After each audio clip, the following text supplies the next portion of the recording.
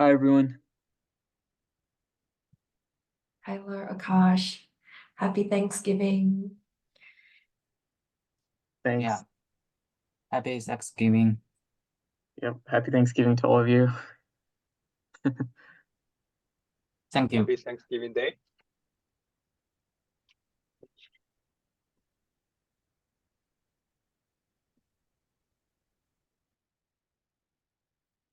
I think Akash, you're the only one on the call so far that's celebrating, like in a region that celebrates. Are you doing anything special tonight? Yeah, we have a family coming over, so it's actually tomorrow our time. So we have turkey and ham and the whole traditional Thanksgiving feast. So yeah. Nice. Who's cooking the turkey? We're lazy, so we just order it ahead of time and pick it up. Let someone who can actually cook the food. Yeah, I've ordered one from Whole Food one year. It wasn't bad, yeah. It was Yeah. really convenient. Yep, that's actually exactly. I have to go pick it up tomorrow from Whole Foods. So Oh, okay, cool. Feel free to share some happy moments and your photos with us. yeah, definitely. Definitely. I'll take a photo of the table. It's a big spread. So Mhm. Cool. Let's get started. We have a couple of people on the call already. Okay.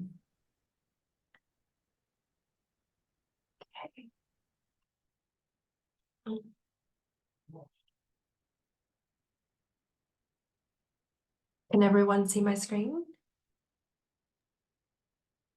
Yes.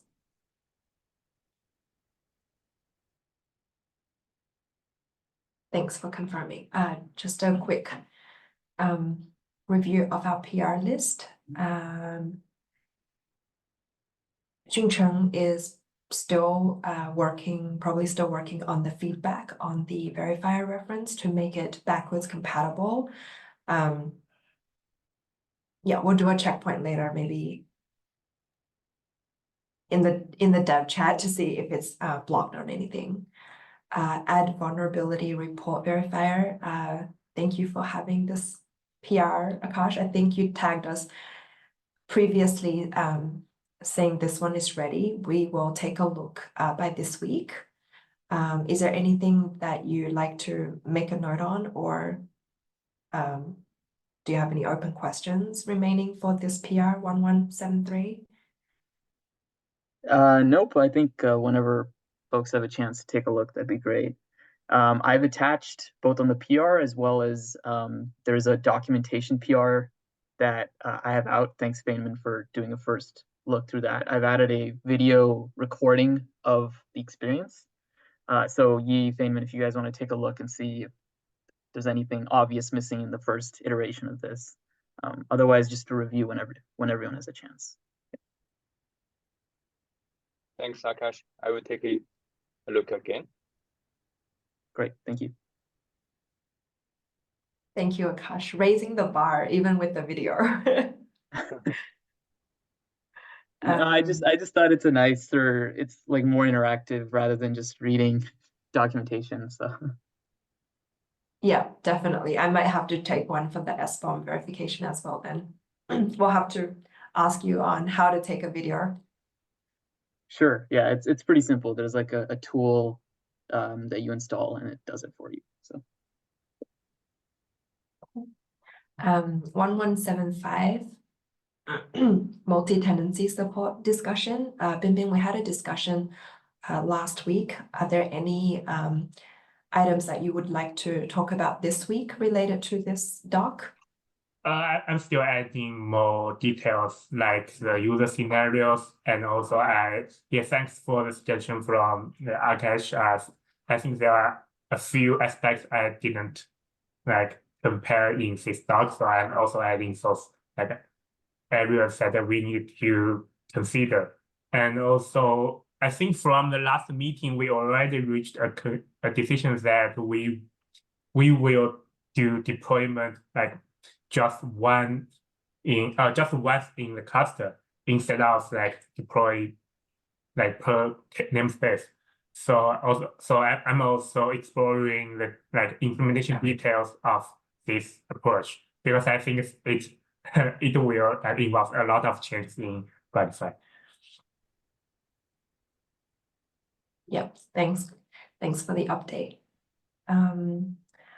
1186, I see this one's approved by Binbin already. Is this one ready to merge? yes, so this one is ready to merge. So I previously merged the Kubernetes one earlier today and updated the end-to-end tests that are required. I'll also update this one and then merge this one in. Beyond that, so Gatekeeper 3.14 provides the ability to customize the default caching TTL for the external data response. And so right now, the default value they set is 3 minutes, which is far too long. So we need to update on our tests to be much lower, as well as in our documentation. Users will probably need to override that value to be closer to 10 seconds, so that, you know, if for some reason something goes wrong or they want to test in demo scenarios where you block and then you want to re-verify, you're not waiting 3 minutes between runs. So that will require a documentation update. So I'll send a PR out for that too. Cool. We don't have an existing issue tracking that, do we? I don't think we do. I can check. I'm not sure if I had made one earlier. Thanks. Just reading on the status, what does required status must pass before merging? Is there anything that's currently like failing? I don't see any. Oh, hey Akash, did you update the repo settings? I remember there is some like required CI jobs for each merge request. Yes, yeah. So for the Kubernetes one, I had updated it. I was waiting for approval on this PR before I update the CI required tests. I'll do that right after this because all the other PRs are going to get blocked once I do that because they have to rebase or remerge the new changes. Gotcha. Okay. Thank you. Yep. Yep. So is this required status must pass before merging expected? Yes, yeah, because if you scroll down, you'll see that there are actually 2 tests that are not run. Those are the 3.11 Gatekeeper version that we no longer our test matrix is not gonna test those. So we need to update in the branch protection rules which workflows are required to pass before. Got it. And that's something manual that the maintainers have access to. Yes, yep. Thanks for the detail. Yep, so that's everything on our PR. Let me bring up the agenda. There's also one PR open in the Ratify web. Yes. repository. Yeah, thanks Yeah. for the reminder.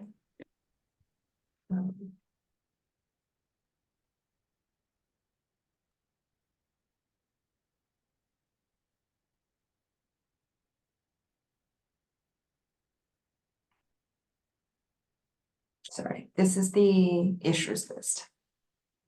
This is the PR list.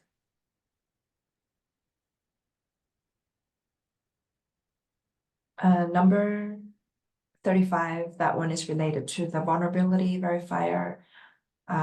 Number 38, add version to doc. Yeah, so this was I was just trying to explore how can we do doc versioning. So I was taking a look at how Gatekeeper does it, and they do it slightly differently for their Docusaurus website.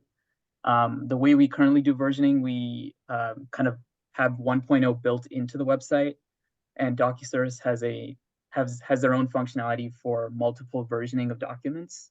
So this PR basically switches over to use their multi-version functionality.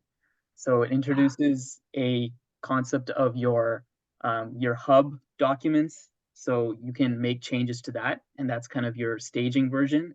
And then on release, when you publish a new version, it basically copies the contents from that hub version into a versioned document folder, and then it publishes that to the website. So this will allow us to make changes to the hub version of the documents as we're making changes to the website. And then on release, when we release it, it'll handle all of the new version copying over to a new directory and then publishing that. So we don't have to kind of wait like our open PRs are right now for 1.1 to be released in the main Ratify repo before we merge it in. Sorry, I need to figure out how to, oh, I guess people can see me okay. Like, I think it's fine. I can, my light just got turned off. Sorry, Akash, please continue. Yeah, no worries. That's basically it. It shows a lot of changes, but all of this is kind of auto-generated via command in the Docusaurus project, I guess you can call it. So if Feynman, I know you have like the most experience in this area, so if you could just take a look and see if this is kind of the direction that you think we should go. Yeah, this is the thing that we were planning to do. Thanks, Akash, for carrying the version control. I think we really need that since we are very close into V1.1. Yep. So I think we can preview the changes on the website.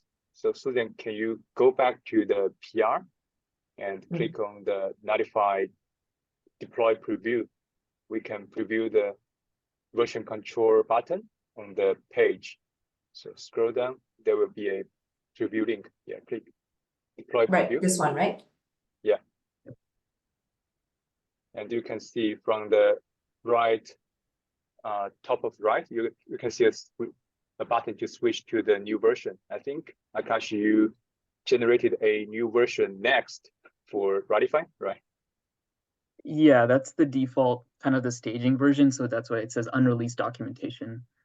So as you update the main branch, this is where those changes would be. But by default, it's going to point to the current version, which is 1.0. Are we using the different folders to differentiate the versions, or I think I see you created a new folder for V1.1 docs. Is that correct? So the way it works is there is a new folder for the V1.0 docs, and then any changes that are between versions you update in there's a separate main documents folder. So Susan, if you just go to the file changes, yep, and then you'll see that in the scaffolding there's this version docs folder. So if you just collapse that one, and inside it says version 1.0, and that's the current version that we're on. And then there's no changes to the folder, so it's not showing up here, but there's actually another docs folder at the root level of the repository. So if you actually go back out of here, Susan, and go to the main repository view. Yeah, so you'll see there's this docs folder here. So this is what we keep updating. So any changes that we PR here. And this is what's going to be updated between versions. So that next page that we saw in the preview, that corresponds to any updates that are made in here. And it'll have like the whole experimental banner on top. And then the previous version, which is 1.0, the current version, that one is that snapshot of that document folder was taken at the time of release. So when we go to 1.1, once we have all our changes in the main branch, we'll basically run this docusource command, which will take a snapshot of the docs folder at the root level, copy it into the version document folder under a versioned document 1.1 folder, and then basically copy that content in there. So when the user goes to the website and wants to see the 1.1 docs, they're going to see the content that's in the version 1.1 document folder.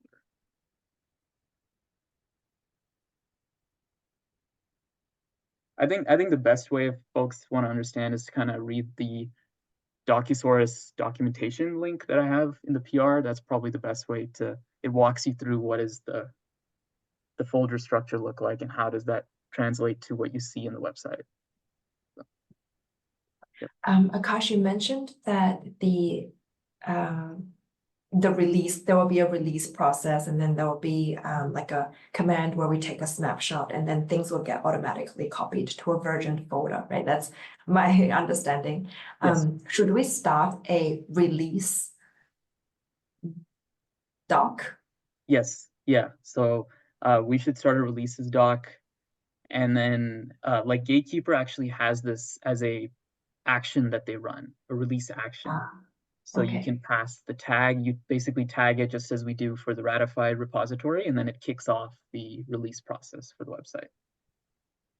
Got it. So it sounds like we should create a tracking issue for maybe implement the release GitHub action and also add a releases guideline for the web repository. Yes, yeah, that sounds good to me. I'll create an issue for it, but at least for 1.1, we're not blocked with the unversioned documentation. We can at least manually do it for now. So Akash, that means all of the next version of the documentation are maintained in the root docs folder. The last version, I mean the 1.0 version, are maintained in the new created folder, the version 1.0, right? Yes, correct. So we will use the same branch, the main branch, to maintain different versions of doc. I think that's the strategy that Docs supported right now. Yes. Yep. Yeah, I'm not sure if we need to consider multi-branch for managing or controlling the versions of docs, but I think the first iteration looks good to me. I need to investigate more on how other documentation websites control this. We encounter the same requirement, the same problem on the notation website. So I will need to investigate what is the right approach to do the version control. Is the multi-branch, or can we use different folders to manage those? Sure. Yep, that sounds good. I just based off of what Gatekeeper was doing. If you're more familiar with how other projects do it, we can switch to that as well. So. Okay, I think I can do a quick investigation on that and review your PR later. Sounds good. Thanks. Thank you, Akash. Thanks, Feynman.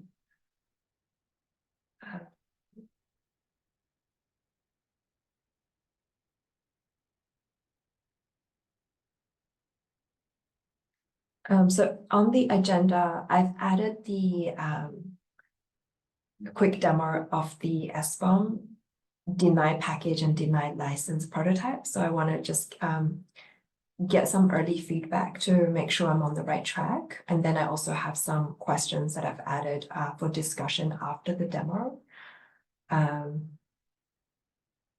Yeah, so let me switch to a different process and then I can switch back to this window. So stop sharing my current window. Go to my terminal. Okay, make it a tiny bit smaller.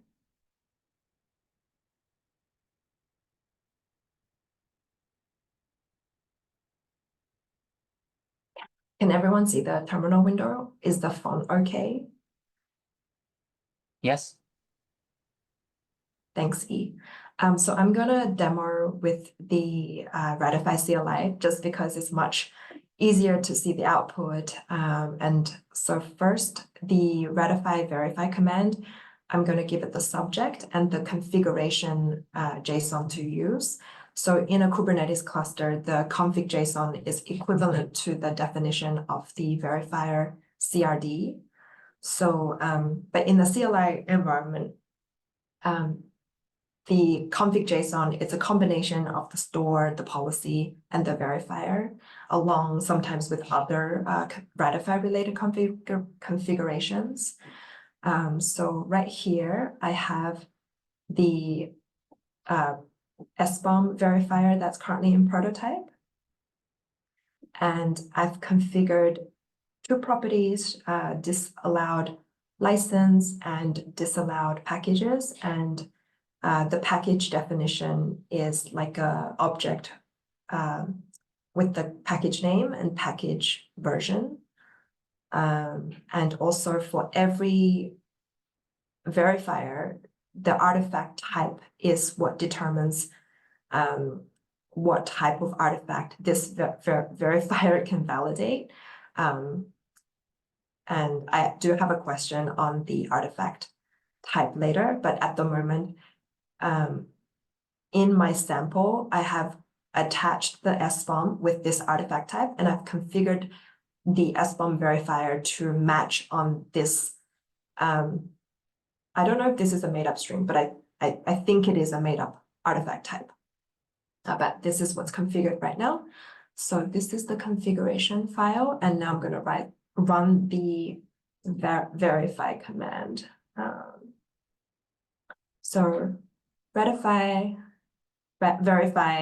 give it the configuration path and the subject to validate. So it's pulled down the artifacts, and I actually have two SBOMs attached to this image. Maybe it's not a valid scenario, but definitely technically it's possible to attach multiple SBOMs. And you can see the validation result that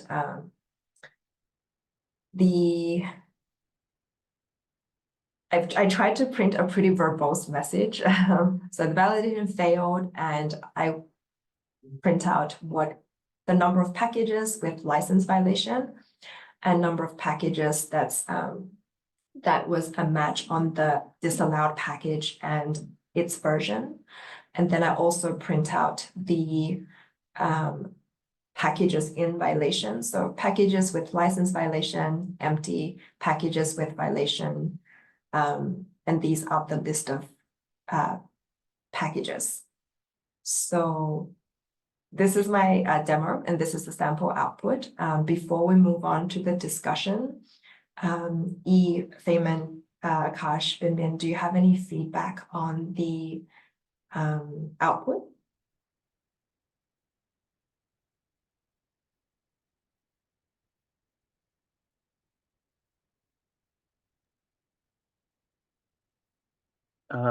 One question, what is the extension field for?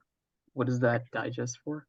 Yeah, great question. So I've also listed as the agenda discussion items. So I had two SBOMs attached to this image, right?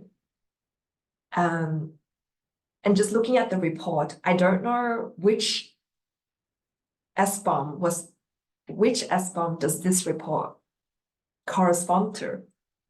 So temporarily, I've added the digest in the extension because in our verifier report structure extension, my understanding it can be used for anything. Excellent. Can we make this extension as a key value pair instead of just a digest? As I remember, Yeah. for the notation verifier, we also have extension, and it's like a key value pair, like issue and the issue value. Yeah, sounds great. So I've just popped in the digest to like make them identifiable, but definitely I can put in the there's a few things I can put in there. I can put in the digest, and also I can put in the name of the file. Like for example, when I attached the file, it was like let's say large sbom.spdx.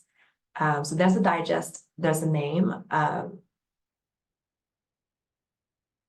So if the customer were to author policy based on the data in the extension, I wonder which one would be more readable and useful. But I think names can, like the digest will change. And the name is like, doesn't uniquely identify the file.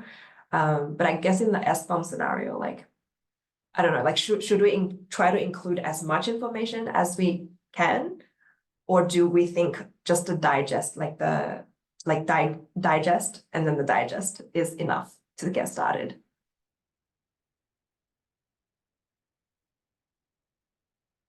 And there's also like creation information, like just I can include all the information I can find in the SPDX document if I want to. And in the original SBOM verifier, actually, I think Eric included the creation information. But when I reviewed the creation information, it was like, which tool was this generated? What's the spec version, like 2.2, 2.3, or 3.0? But I think they may not be as useful. But we can think about it. But to get started, I will leave the digest in there at least, so they're uniquely identifiable. No, if there's no other questions related to the output, I would switch to the other window to look at the discussion items. I have one more comment on the message. I'm thinking if there is no, like, for example, there are like 0 packages with less variation. So I'm thinking if there is no variation, maybe we don't need to print out this message. Because I remember Xinhe said our error message is too long for them to display AKS. So maybe we can make our message short as short as possible. Yeah, that sounds good. So if there's no validation, it'll be like SBOM is good. Well, I can work with E on what is the formal message to use. This is just a temporary message that I want to get the idea across. But I'll work with E on that. Akash, you have your hand up. Yeah, maybe one other suggestion would be, it seems like maybe you could standardize and add this as an extension field too. Like, okay, here are the package violations, and then add the array there. So it might be easier for anyone trying to consume and parse the JSON. Yeah, that's a great idea.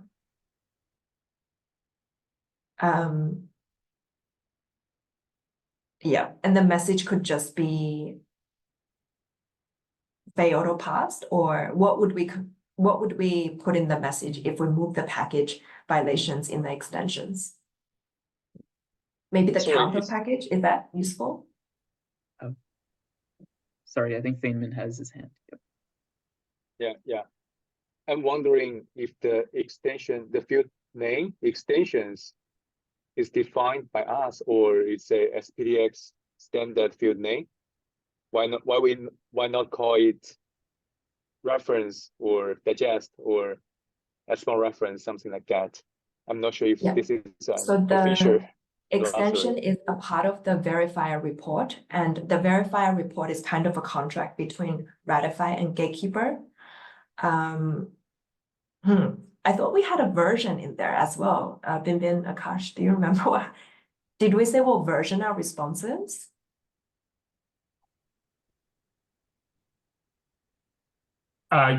Yes, I remember we have a version, but actually, currently we have two versions. One is for the config policy, and the new one is for the record policy. So those are different versions. So how come in this verifier report there's no version? The version is in the external data response. Yeah, but this is just the internal report, so it didn't print out the version. Yep. I see. So extension is a part of the verifier report.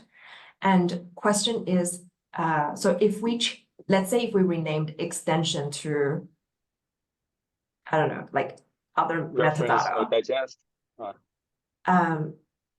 do we have to change the response version? I don't think so, because the extension, so we make the extension as a map, so we can add any new values to the extension as long as it's like backward compatible. Yep. Got it.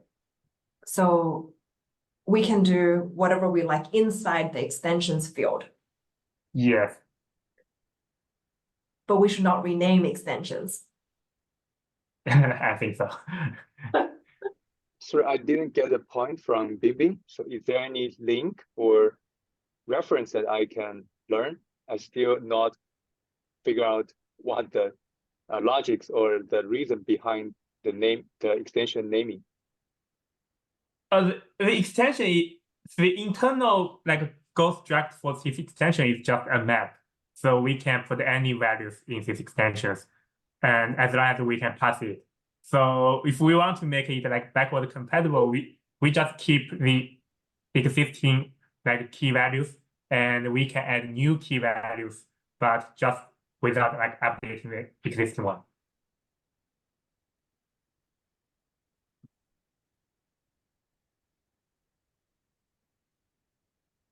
Yes, so I think for Feynman's point, like Binbin, do we have a documentation that explains the structure of verifier report?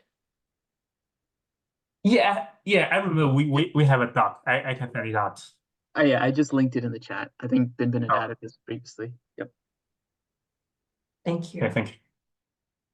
Thank you. I will take a look, and if I have any further questions, I will confirm it with you all offline. Thank you. E, you have your hand up. Yeah, I have two comments at this moment. One is, I don't think there will be two SPOM, because SPOM is actually a static report, right? Unless the image is changed. So what the components contained in this image should not change, right? And this is and we also have a specific artifact type. So I don't think in real world there could be two SPOM with the same artifact type. Yeah, totally agree. I think one of the assumption was that there should only be one SBOM attached to the image. But since it's technically possible, Yeah. I had to test it out. Yeah, this is the additional I have additional also question related to this. If user attach the two SPOM, right? How can we handle it? Which one should we use? Yeah, exactly. So that's also in my open discussion. Yeah, like, because what should it's we do when it's technically, true? yeah, technically it's possible. They can attach, but Well, our I current think if configuration is everything. yeah, I think yeah. Go ahead. Maybe we can do some work on the SPDX. I mean the reports unless there are some timestamping related information, otherwise the report should be exactly the same, right? I'm thinking if I use the same tool, generate the spawn, because the image is the same, right? The same digest, so it should contain the same information. So if the SPDX report is different, there should be some information maybe related to timestamping that the tool generated, right? Yeah, but yeah, ideally it should be one spawn. Just in your example, there are two. Then this made me thinking that if the user attached to is that even possible, or if it is possible, how do we know which one we should process? Yeah. Okay, this is With one our question. default- Another, yeah, Go ahead. please. Oh, I was just gonna say, so with our current default policy, I think we're on the the most strict level that we want to validate all the verifier reports are success. Is that our default policy, Yunbin? The default policy is the config policy for now. And let's say if there's two SBOMs, and then there will be two reports, and if they're the same SBOM, then no problem. Both report would say success is true. Right? So even Yes. with our config policy, it should be okay. Do you mean with config policy or without config? With config policy. So if we just Oh, deployed that yeah. new SBOM verifier with two, and then there's two SBOMs. And even for the config policy, we can also specify any or two different policies. So you can have just one success or all success. Yeah. Yeah, so definitely it's more of an edge case when there's multiple. And once we release like the initial iteration, we'll probably hear feedback. Yeah, I'm just I would like also to try it offline after this meeting to use the tool. I run second time to see whether any difference. Yeah, there shouldn't be any difference. There will be like the creation information that, as you said, that's that the tool use, the version, the timestamp. Okay. Let's say, but if the customer, let's say they're trying out different versions of the SPDX format, right? So they used to have, let's say 2.3, and they're thinking about upgrading to 3.0. Is it possible for them to rescan? So Yeah,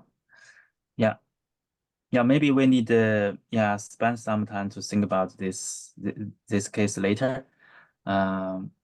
Okay. Another question is currently in your example is evaluate the license, right?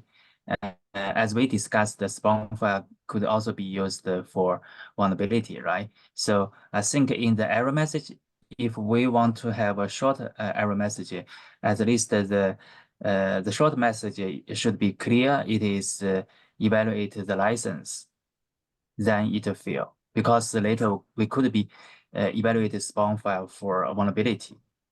So yeah, so at the moment least it also have the package disallowed packages right here. So this is the configuration file for the SBOM verifier. So it's doing both checks right now. Yeah, the packages and the license and later, if you remember, we also have some wax document that can be used combined with the spawn for a vulnerability a vulnerable package. But that one we will do that later, right? So I mean, for the message, we can, if it is short, we need to make it clear. It is due to the license or on the vulnerable packages. But we can work offline on the proper message for the verifier report that would propagate. This message will propagate all the way to gatekeeper and possibly Azure policy, right? Yeah, I think a user should figure out the reason. For example, currently it is, for example, currently the audit failed, right? Then user needed to check out the reason, and based on the reason, they need to mitigate this, right? So it should be on some level of details that for user to do the troubleshooting. Yeah. Yeah, we will have to work on the integration there. Like we will think about moving the violations, the exact violations in the extension, and how that does the extension field propagate all the way back? Yeah, we'll work on the integration. Yeah. Another question is, so currently this is the report, right, based on the verifier configurations. So I think I'm not sure how we can do it for on the policy level, because I think the first thing is to check whether whether the image has a spawn file. If no spawn file, it can I mean this policy failed directly. I think this is similar to the vulnerability reports. If there is no report, right? The policy should fail immediately. Yeah, we have the similar check for notary signatures. Like if the image doesn't have a signature, it should fail. Okay. But yeah, that's a good point. Okay. So maybe later we can see some demos for different scenarios. For example, a no spawn, then there is a spawn, but there are some license violations, something like that. So that I mean, from the user point of view, to do the demo. Yeah. So this is this demo is more like focused on the verifier itself.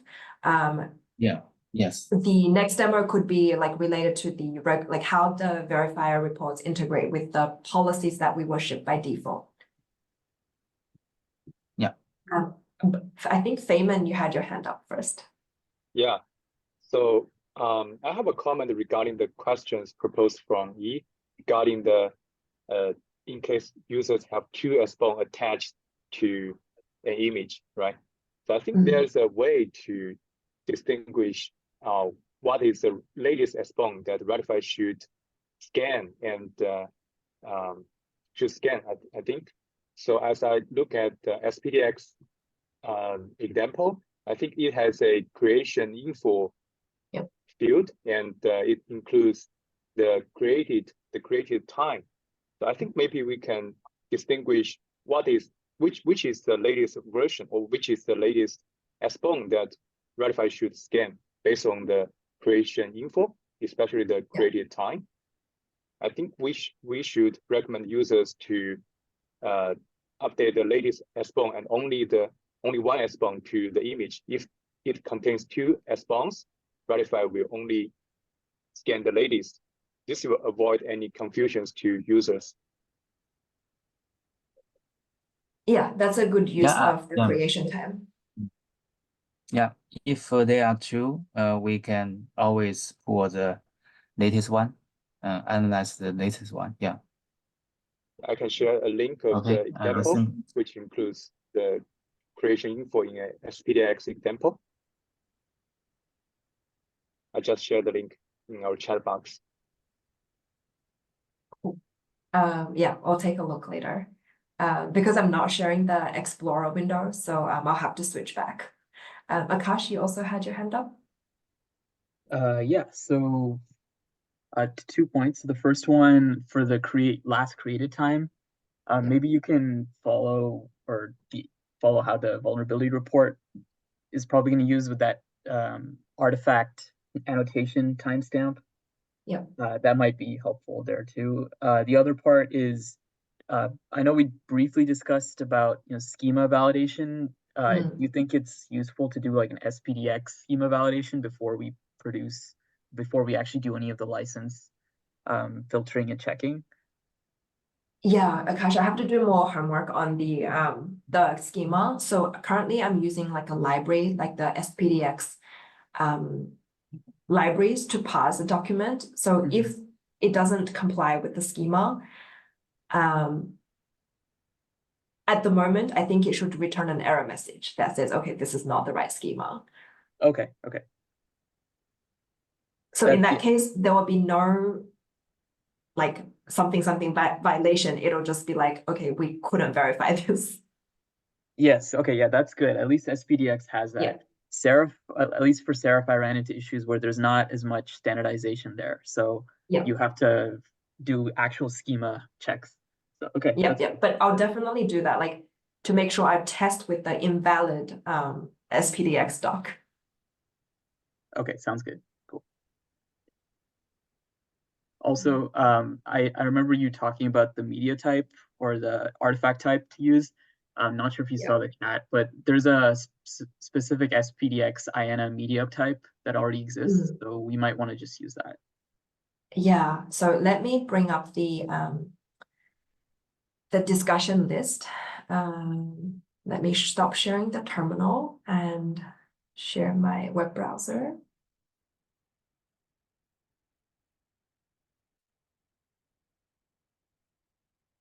Okay. Yeah, can everyone see the agenda now? Yes. Thank you. So yes, Akash, thank you for sending the artifact type. So back to the discussion here, the artifact type, right? So if we're saying the SBOM verifier should pick up both SPDX and CycloneDX, then because our verifier only match on one string. Actually, it can actually, so I didn't realize this until I was exploring this, but it can match on multiple strings too. Ah, So you okay. can specify both artifact types next to each other. In the verifier configuration. Yeah, it's weird. It's not implemented as a array. It's implemented as a comma delimited string. So you can do like the first comma, the second, and it'll work apparently. I actually have never tried it, but from the implementation, it does look for a comma. Oh, good to know, good to know. Yes. So then I will look at, sorry, let me bring up your chat. So this artifact type, I'm gonna try to open this link.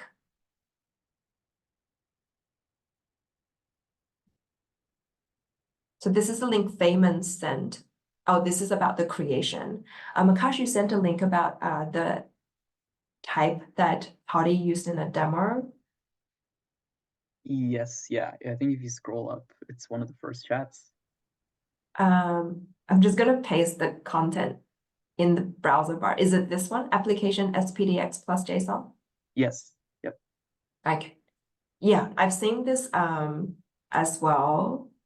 So is it okay to assume that the customer would know to attach their SBOM with this artifact type?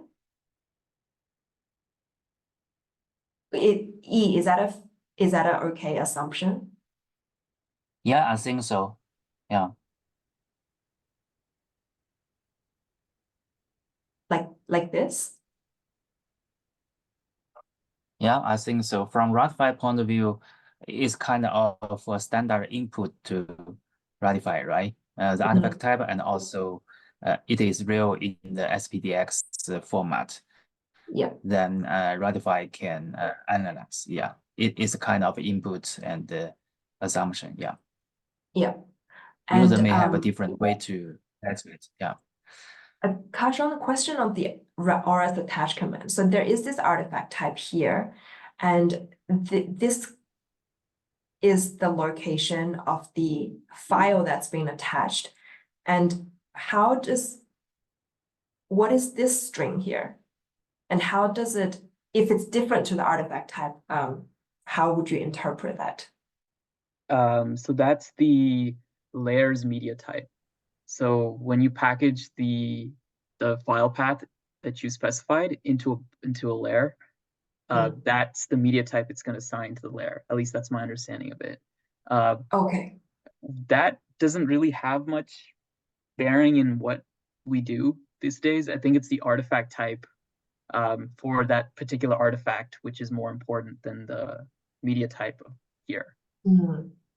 I But have to do more testing. I think in one of the implementation of the SBOM verifier, they pass the media type. So the verifier matches on the artifact type, and then in the internal implementation of the verifier, they check if the media type matches what's known. Yes, yeah, I saw that too. I wasn't quite sure why they do it that way either. I remember asking Toddy this, and he's like, "Why do we even care about the layers media type?" Yeah. So, yeah. So should we assume that the customer is attaching their SBOM with this artifact type and this media type, or should we just not care about the media type in my implementation? Because it can just say application plain text, but it's actually a SPDX. Yeah, I'm not sure if maybe we're missing something else. Others Um, know a more valid reason. I think users can use a flag media type to specify what is the media type of his attached content. I think adding the media type at the end of the attached file is not very common for the user scenarios. Sweet, did you see any users attach the media type at the end of the file? Okay, so Feynman, what you're suggesting is like in the new implementation, we should ignore the media type, because at the moment our verifiers do check on the to make sure it's SPDX before it tries to parse it as SPDX. But if you're saying it's not very common, if we implement it to look for this string, the customer will run into issue if they don't have this string. Yeah, I think this string that you highlighted here is not mandatory for users to input. Okay. When they use ORs attach. Yeah, I'll try it out as well. Like I can just try blank and see if it would work as well. Cool. So my next question is the license expression. So Binbin was mentioning in the other meeting that there's also, he's saying like or in license scanning results. So at the moment, I'm seeing a lot of like and conditions in the license for a package. So this is an example of the license information from a SPDX generated. So if any of these license is in the deny list, then this would be caught as a violation. Yeah, is that okay? From a logical standpoint, like what does I'm issuing my package under license A and B mean? And if B is denied, then it's a violation. Does that sound logical? So I think what? Go ahead. yeah, maybe Bingbing, you first. Oh, yeah, thank you. So what if a library has two licenses, like for example, license A and license B, but if when I was working on the license checker, so a package has two licenses, but actually the README said users can choose any one of them. So it's something like all condition on these two licenses. So in this case, how we do the deny or approve. Yeah, so let's say in the AND scenario, GPL 3.0 only is on the deny list. Should this be flagged as a violation?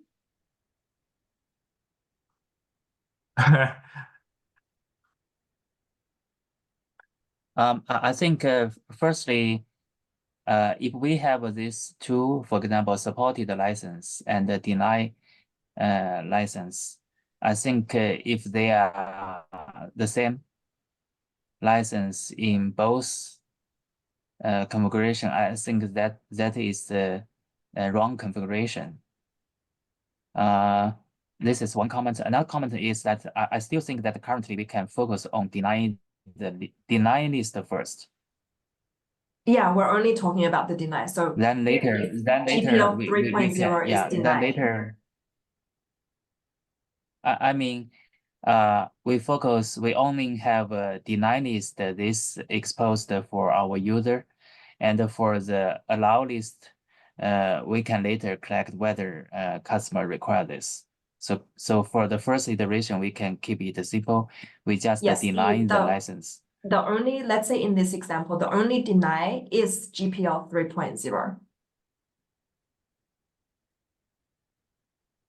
But this big expression, it's actually associated with one package. So this package is under license GFDL 1.3 only and GPL 3.0 only and some LGPL license.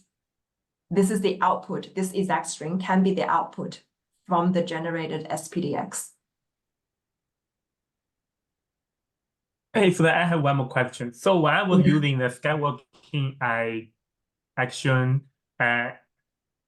even though the library user said, "Oh, you can choose any one of them," but the skywalking action can only, it will regard those licenses as ended, not all. So how do you differentiate between end or all from a license file? Because if we like, for example, if we have like 3 licenses in the license file, how do we know it's ended or all?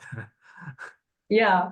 So at the moment, my implementation is kind of like, if it's mentioned in the expression, then there's a violation because I don't know which one you're going to pick, right? Yes.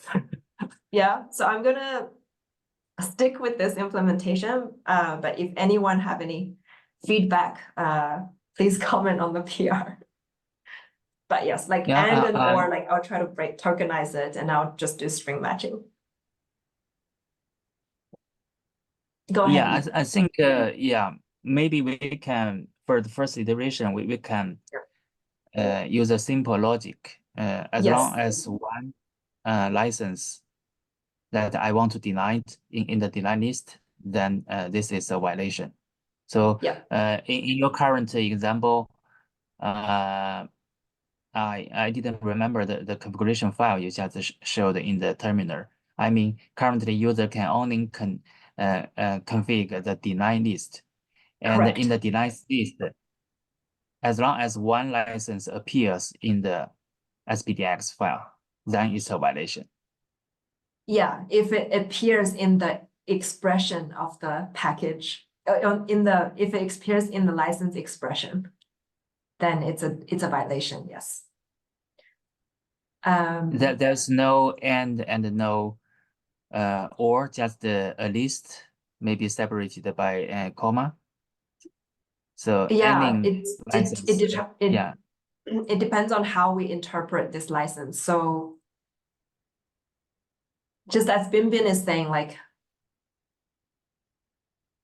this or could mean that any of these licenses can be used. And because we don't know what license it's gonna, the user would pick from the or list, we're just gonna flag that, hey, there's a match. But this is for the supported license expression, right? I mean, we this don't is in the deny. Deny. I see your bullet item. The second, it means supported license expression. Yeah, I mean if supported license expression, meaning like which expressions our verifier should pass. Is what I mean. Just a clarification. Go ahead, Binbin. Yeah, I wonder if we can have some like level, just like the notation verifier. So it's like something like a strict level or weak level. So for example, like for strict level, if there is any like occurrence of any like denied license, we will say, oh, it's failure. But if it's like some weak level, we can say, oh, it can pass, and we can add some like notes in the extension.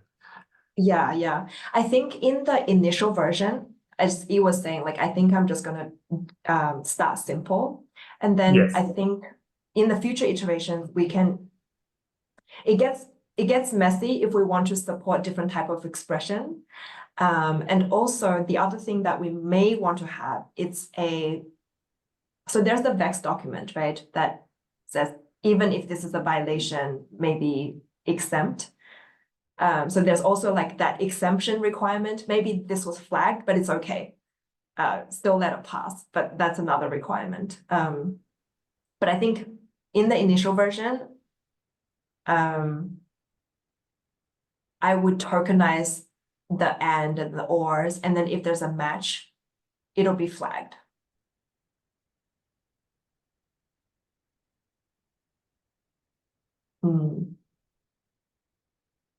Yeah, but let's discuss on the PR. I'm at time, but I just quickly want to go through this comment here. So when there's a deny package that doesn't have a version, that like the customer didn't specify a version, is that valid? Do we want to just say this package is just any version of this package is not allowed? Does that sound okay?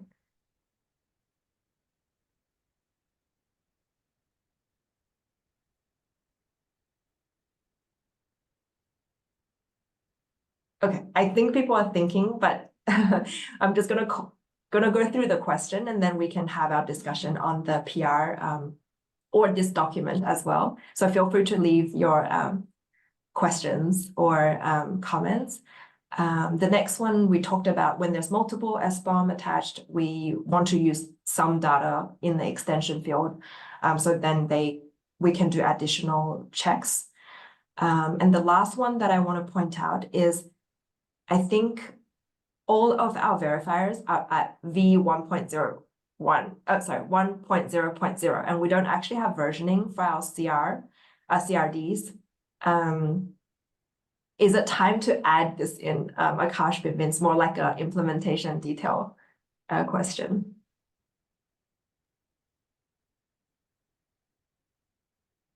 I think we should actually, Sertac also brought this up. Yeah. Because Copa was looking into how do you version different plugins, and you wanted to base off Ratify does it, and right now we don't have a complete story on that. So I would be in favor of doing it. Okay, so we already have that in the core, right? The configuration, you can specify a version. And if in the implementation you said, oh, this implementation is version 2.0, and if you configured 1.0, there will be, the error message would just be no plugin found. Yes, I think so. Yeah. But then the question is, in Ratify, let's say if one verifier is configured for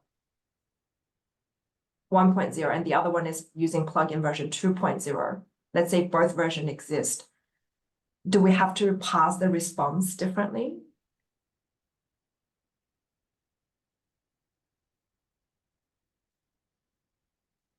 Should we also specify the version in the verifier CR? Yeah, exactly. Oh, so Binbin and Akash, we can take this one offline. But just a thing that I thought, oh, we don't have versioning, but we probably should. Yep. But that's all the questions on my discussion list. Any other comments? Like, feel free to continue to comment on these after the meeting, but is there any missing topics that we should cover before we wrap up?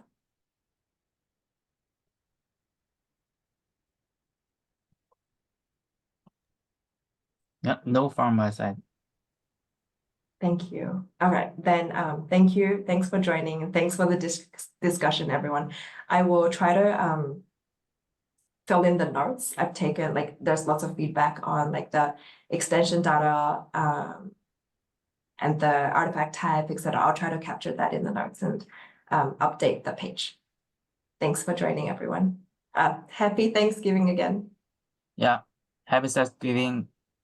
Thank you all for the contribution. Bye. Enjoy your holiday. Bye. Thank you. Thank you. Thank you. Take care, everyone.